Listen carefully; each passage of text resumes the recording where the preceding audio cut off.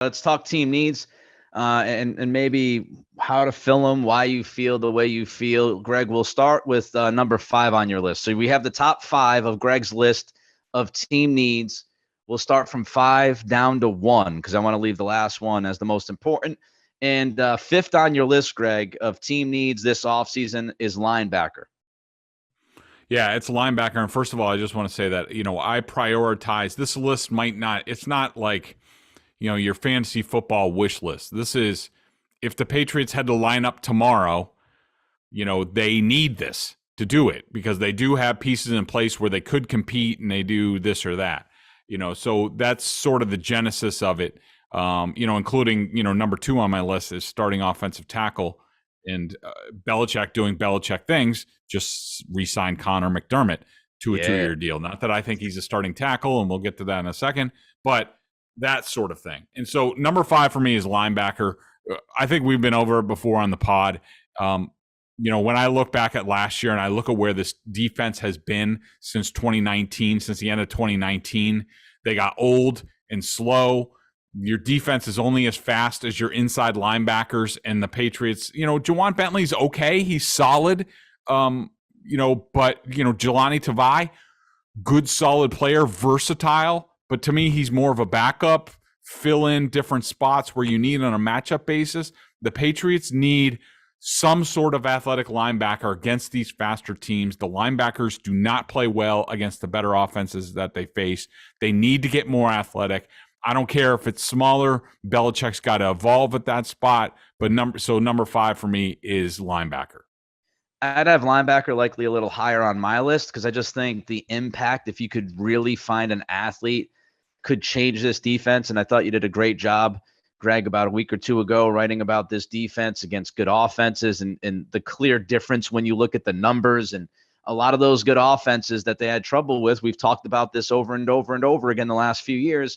Mobile, athletic quarterbacks, teams that are quick as well, sideline to sideline. And I just think a linebacker with athleticism could really, really impact this defense in a great way. Number 4 on your list, Greg. So it's cornerback, and a lot of people will be like, wait a minute, Bedard, I thought you wanted to trade for Jalen Ramsey, and you say how, a number 1 cornerback, if they brought one in, some really good lockdown cornerback would make the Patriots a lot better on defense. Yes, I believe that, but I also look at the roster and realize that as of today, they could line up with Jalen Mills, Jack Jones, and Marcus Jones at the least, and that's if Jonathan Jones, leaves in free agency. They're not dead in the water at cornerback. I think Jalen Mills has a couple years left on his deal. The Jones boys, of course, are rookies, so they're going to be around. They've certainly flashed as rookies, and I expect them to develop. So while I want a number 1 cornerback, I'm not overly desperate. The way sort of Belichick looks at things, and so, but I definitely want one. I think if you get a number 1 cornerback, say you trade for Jalen Ramsey, it's not that big of a deal in terms of draft pick compensation, considering the Rams just want the money off the books. I don't know. Maybe it is a lot of compensation. We'll see. But say it's not, and you can tack on a couple dummy years to sort of, minimize his capped impact, and then again, the Patriots have to evaluate him. If the Patriots look at him and say he has another 2 to 3 years left as a top lockdown cornerback, I think that's the best thing for the Patriots because you put him out there.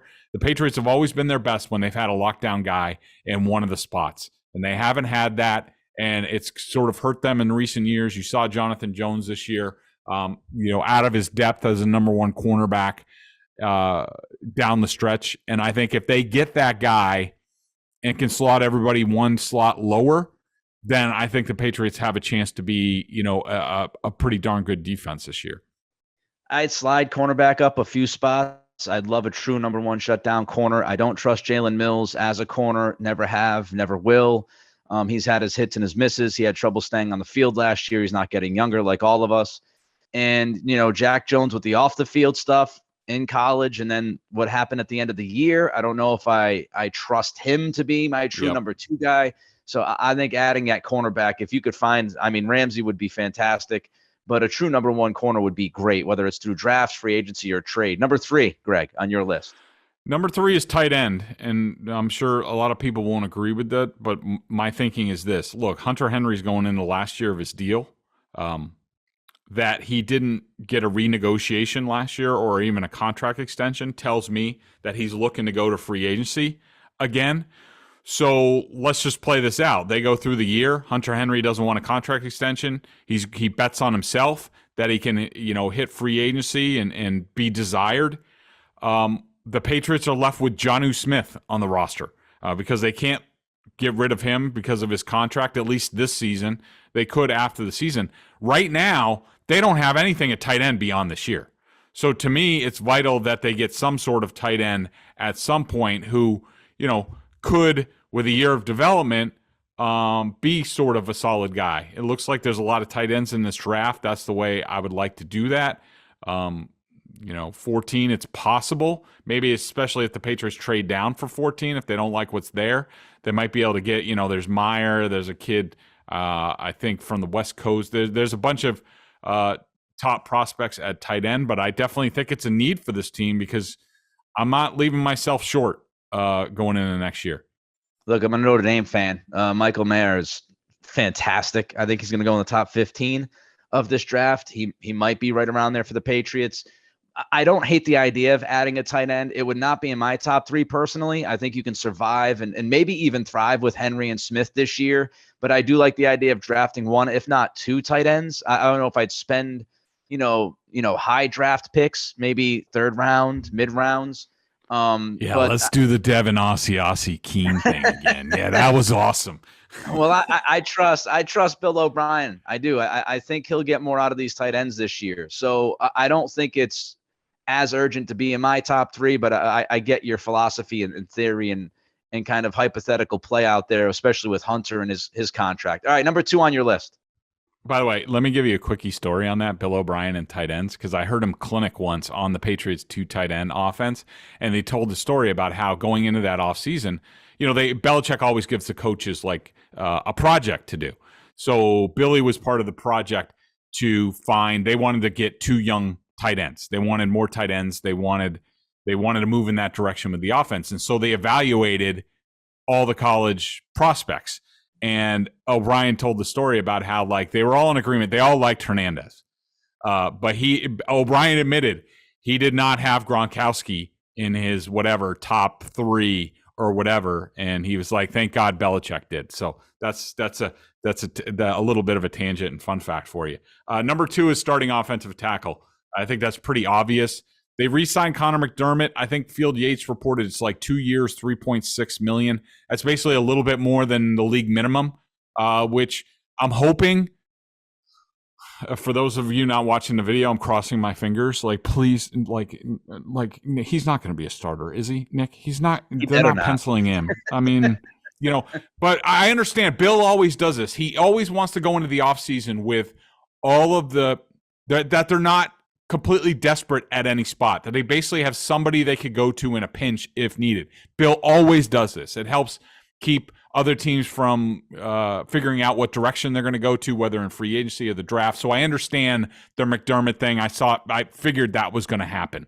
But they got to get a young rising offensive tackle. I'm fine with Trent Brown. I thought he was better last year than most people did. Hopefully Clem can improve him and the rest of the line. I'd love Trent Brown at right tackle and bring in a franchise left tackle, a young guy on a rookie deal. That would be my ideal. I don't know whether they're going to be able to do that or not. It's possible in the draft.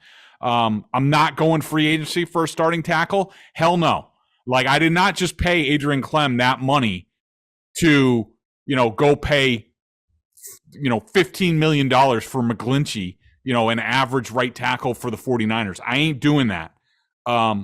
I'm getting a guy in the draft. I'm saying if Adrian Clem is as good as I think he is because of the contract I just gave him, he better develop a young offensive tackle. And you have Trent Brown who could start at left tackle for you anyway. So I'm definitely going via the draft. Starting offensive tackle is my number 1 need. It's at the top of my list. Trent Brown has 1 year left, I believe, on his contract. Yep. Even with McDermott, the depth is thin unless you believe just could stick. And, he was okay last year. I think you've got to draft an offensive tackle, legit guy in the top 2 rounds. I don't think you wait around and see if somebody falls to you. It's that much of a need to me. And I wouldn't even hate the idea of drafting 2 offensive tackles in this draft. Again, one guy who's a stud and then maybe somebody that you could develop. Greg, your number 1 offseason need for this football team? It's free safety, just because at the moment they don't have one. I think this spot's going to stay open for a while. I think Devin McCourty said on a podcast with Christopher Price that he is, this is part of the process. He's going on vacation. He's still thinking about it. He's going to visit with his brother. He's undecided. But I think that really free safety, if you look at the Patriots depth chart now that McDermott's signed, free safety is the only spot on the team where, in theory, they can't line up tomorrow. To me, that says that they're waiting on McCourty's decision, and then they're going to make a decision. I think that in my mind, my preference for sort of filling out the secondary right now, depending on the draft and also what happens in free agency, is I'm getting a number 1 cornerback like we talked about, and I'm moving Jalen Mills to free safety, something that he did with the Eagles. I don't know how good he can be there. I know that's part of the reason why they signed him to the contract that he did, because he sort of covered them in a couple of different spots. I don't think they have any. Miles Bryant is another possibility, but I think he's too small. They have too many strong safeties on this team. Kyle Duggar, Adrian Phillips, Jabril Peppers is a free agent that maybe they bring back. Those guys are all strong safeties. They don't have many free safeties. So my preference is for McCourty to come back and play another year, because I still think he's good enough. And maybe get the next guy ready, because here we are again, another position where the Patriots don't have a ready succession plan, just like this is like 7 straight years that we've been going through this. But I think Mills gives you the possibility, and that's where I am at that position right now. Yeah, it would not be my top need. I'd have it down a few slots just because of what you just mentioned and brought up the idea of, Jalen Mills being able to slide back there. Jonathan Jones has talked about his versatility. He might even be an option if you bring him back for reasonable money. So I think there's a way to fill that need. I don't have the urgency there as much as some other spots. One more spot that I would bring up is wide receiver, especially if you don't bring back Jacoby Myers. I don't know what's going to happen with Kendrick Bourne this year after last year. Devontae Parker's a great, contested catch guy down the field. I don't think he's a true number 1.